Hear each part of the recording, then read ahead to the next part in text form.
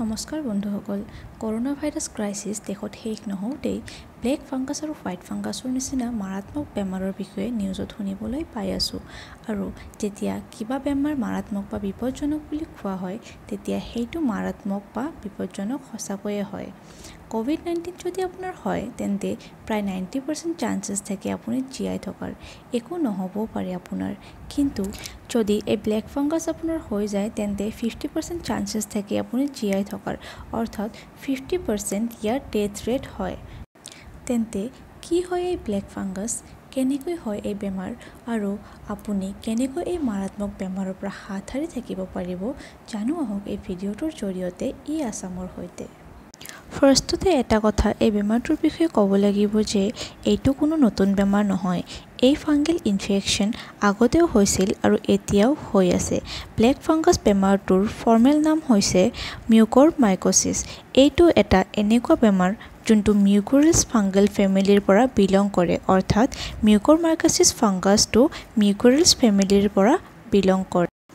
আৰু এনেকুৱা ফাংগাছ প্ৰায় সকলো ঠাইতে পোৱা যায় বা থাকে যেনে মাটিত পৰিৱেশত পচি বা গেলি যোৱা ফল-মূল শাক-পাচলি আদিত বহুত কমন হয় অৰ্থাৎ আমি গম পালোঁ যে মিউকৰমাইক'চিছ এটা ফাংগাছ হয় আৰু এইটো প্ৰায় সকলো ঠাইতে পোৱা যায় সেইকাৰণে ইয়াক এনভাইৰনমেণ্টেল কণ্টামিনেণ্ট বুলিও কোৱা হয় ইয়াতে আৰু এটা কথা জানো আহক যে এই বেমাৰটো অপৰচুনিষ্টিক ইনফেকশ্যনৰ কেটেগৰীত আহে কিন্তু এই অপৰচুনিষ্টিক ইনফেকশ্যন বাৰু কি হয় এইটো এনেকুৱা ধৰণৰ হয় যে নৰ্মেল কণ্ডিশ্যনত মানুহক একো ক্ষতি কৰিব নোৱাৰে কিন্তু যেতিয়া ইহঁতে কোনো অপৰচুনিটি পায় তেতিয়াই মানুহৰ শৰীৰত এটেক কৰে ইনফেক্ট কৰে আৰু এই অপৰচুনিটি সিহঁতে কেতিয়া পায় যেতিয়া কোনো মানুহৰ ইমিউন ছিষ্টেম উইক থাকে অৰ্থাৎ এই মিউকোৰিয়াছ ফেমিলিৰ বেমাৰটো প্ৰায় সকলোতে থাকে আৰু যদি আপোনাৰ শৰীৰত সোমায় তেন্তে আপোনাৰ একো নহ'বও পাৰে যদিহে আপুনি এজন সুস্থ মানুহ হৈ থাকে আপুনি গমো নাপাব পাৰে যে আপোনাৰ শৰীৰত মিউকৰমাইক'চিছ ভাইৰাছটো সোমাইছে কিন্তু যদি আপোনাৰ ইমিউন ছিষ্টেম উইক হয় তেন্তে আপোনাক ইনফেক্ট কৰিব পাৰে কিন্তু তথাপিও এইটো বহুত ৰেয়াৰ ডিজিজ হয় যদি আপোনাৰ এনভাইৰনমেণ্ট চাফ থাকে তেন্তে এনেকুৱা ধৰণৰ বেমাৰবোৰ সাধাৰণতে নহয় আৰু ষ্টেৰইডছ ইউজ কৰিব নালাগে আৰু অইন বেলেগ ড্ৰাগছ যিবোৰে ইমিউন ছিষ্টেমৰ ফাংচন কম কৰি দিয়ে সেইবোৰ ইউজ কৰিব নালাগে তেন্তে কি কাৰণত মানুহৰ ইমিউন ছিষ্টেম উইক হয় যদি আপোনাৰ কেঞ্চাৰ আছে আৰু আপুনি কেমোথেৰাপি ট্ৰিটমেণ্ট কৰি আছে তেন্তে আপোনাৰ ইমিউন ছিষ্টেম উইক হৈ যায় 2 নম্বৰ যদি কাৰোবাৰ ডায়েবেটিছ থাকে তেন্তে ইমিউন ছিষ্টেম উইক হ'ব পাৰে আৰু 3 নম্বৰ আৰু যদি আপুনি কোভিড-19ৰ ট্ৰিটমেণ্ট কৰি আছে আৰু বহুত সময়ৰ পৰা ষ্টেৰইডছ লৈ আছে বা ষ্টেৰইডছৰ অভাৰ ইউজ কৰি আছে তেন্তে উইক হ'ব পাৰে আপোনাৰ ইমিউন ছিষ্টেম বা বেলেগ ইমিউনোছাপ্ৰেছিভ মেডিচিন লৈ থাকে তেন্তেও হ'ব পাৰে আৰু এইবোৰৰ সুযোগ লৈ ফাংগাছ আপোনাৰ শৰীৰত সোমাই আপোনাক ইনফেক্ট কৰিব পাৰে আৰু আপোনাৰ শৰীৰত সোমাবলৈও বহুত প্ৰকাৰেৰে সোমাব পাৰে ফাৰ্ষ্টত ক'বলৈ গ'লে বতাহৰ জৰিয়তে যেতিয়া আপুনি উশাহ লয় তেতিয়া বতাহত এই ফাংগাছটোৰ বহুত সৰু স্প'ৰ্ছ থাকিব পাৰে যিবোৰ আপোনাৰ লাংছ বা হাওঁফাওঁত সোমাই আপোনাক ইনফেক্ট কৰিব পাৰে ছেকেণ্ডলি খাদ্যৰ জৰিয়তে আপুনি খোৱা আহাৰ বা ফল বা যিয়েই হওক যদি ফাংগাছ লাগি থাকে বা বেয়া হৈ যায় তেন্তে সেইটো আপোনাৰ শৰীৰত সোমাই ইনফেকশ্যন কৰিব পাৰে আৰু থাৰ্ডলি থ্ৰু উণ্ডছ অৰ্থাৎ আপোনাৰ শৰীৰত থকা কোনো ঘাঁ বা জখমত কোনো স্প'ৰ আহি কণ্টামিনেট কৰে তেন্তে আপুনি ইনফেক্ট হ'ব পাৰে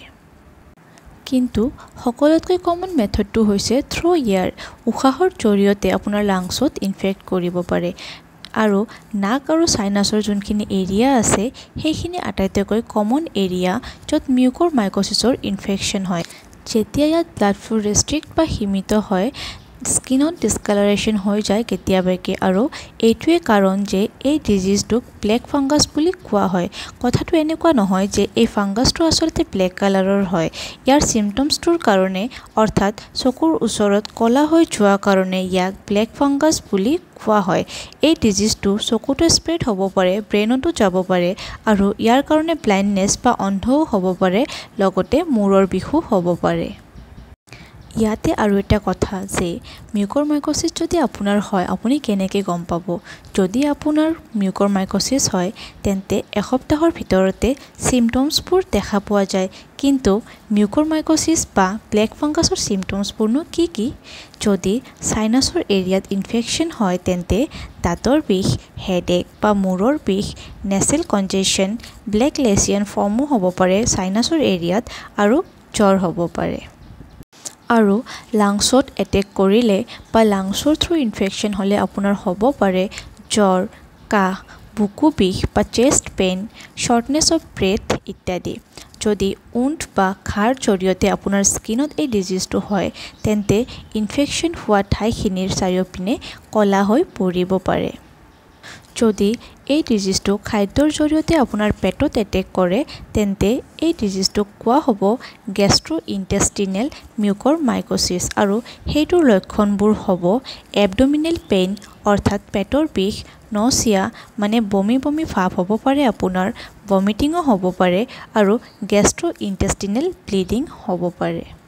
মানে আপোনাৰ বমিৰ লগত ব্লিডিঙো হ'ব পাৰে। কিন্তু আটাইতকৈ কমন উশাহৰ জৰিয়তে হোৱাটো।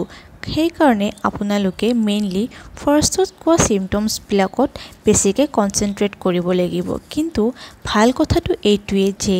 এই ডিজিজটো বহুত বেছি ৰেয়াৰ হয়। যিবিলাক মানুহৰ ইমিউন ছিষ্টেম উইক হয় সিহঁতৰো বহুত ৰেয়াৰলি হয়। আৰু যদি আপুনি ফিট আৰু হেল্ডি থাকে তেন্তে আপোনাৰ ইমিউন ছিষ্টেম ষ্ট্ৰং হয় তেতিয়াহ'লে আপুনি চিন্তা কৰাৰ একো কথাই নাই। কিন্তু যদি কিবাকৈ আপোনাৰ বেমাৰটো হৈ যায় তেতিয়াহ'লে ট্ৰিটমেণ্টৰ দৰকাৰ হ'ব। আৰু ট্ৰিটমেণ্টৰ কথা ক'লে ফাৰ্ষ্টত এইটোৱে ক'ব লাগিব যে এণ্টি ফাংগেল মেডিচিন দিয়া হয় পেচেণ্টক। কিন্তু এতিয়া দেশত এণ্টি ফাংগেল মেডিচিনৰ নাটনিয়ে দেখা দিছে। কাৰণ দেশত এতিয়া এই ব্লেক ফাংগাছ ডিজিজটো বহুত দ্ৰুতগতিত বাঢ়ি গৈ আছে। ৰাজস্থান আৰু তেলেংগানা এই দুখন ৰাজ্যত ব্লেক ফাংগাছ ডিজিজটোক এপিডেমিক বুলি ঘোষণা কৰিছে আৰু চেণ্ট্ৰেল গভৰ্ণমেণ্টৰ ফালৰ পৰাও নটিচ আহিছে আৰু অইন সকলো ৰাজ্যত সতৰ্ক জাৰি কৰা হৈছে। আৰু ছেকেণ্ড ট্ৰিটমেণ্টটো হৈছে চাৰ্জাৰী অৰ্থাৎ ইনফেক্টেড টিছ্যুবোৰ দেহৰ পৰা চাৰ্জাৰী কৰি উলিয়াই দিয়া হয়। তেন্তে আমি গম পালোঁ মিউকৰমাইক'চিছ কি, কেনেকৈ হয় আৰু ইয়াৰ ছিমটমছৰ লগতে ট্ৰিটমেণ্ট কেনেকৈ কৰে। তেন্তে আমি গম পালোঁ যে ইমান বেছি ভয় খাব লগা একো নাই যদিহে আপোনালোকে চাফ চিকুণ থাকে, চেনিটাইজাৰ ব্যৱহাৰ কৰে, মাস্ক পিন্ধি থাকে আৰু ছ'চিয়েল ডিষ্টেঞ্চিং মেইনটেইন কৰি থাকে। আপোনাৰ লগতে আপোনাৰ ইমিউন ছিষ্টেম ষ্ট্ৰং কৰি লওক। ভালে থাকক, সুস্থ থাকক। আৰু যদিহে এই ভিডিঅ'টো ভাল লাগিছে তেন্তে লাইক কৰিব, কমেণ্ট কৰিব আৰু মোৰ চেনেলটো ছাবস্ক্ৰাইব কৰি দিব এনেকুৱা ধৰণৰ নতুন নতুন ইনফৰ্মেটিভ ভিডিঅ' পাই থাকিবলৈ। আৰু লগতে আপোনাৰ বন্ধুবৰ্গৰ সৈতে শ্বেয়াৰ কৰি দিব। Thank U.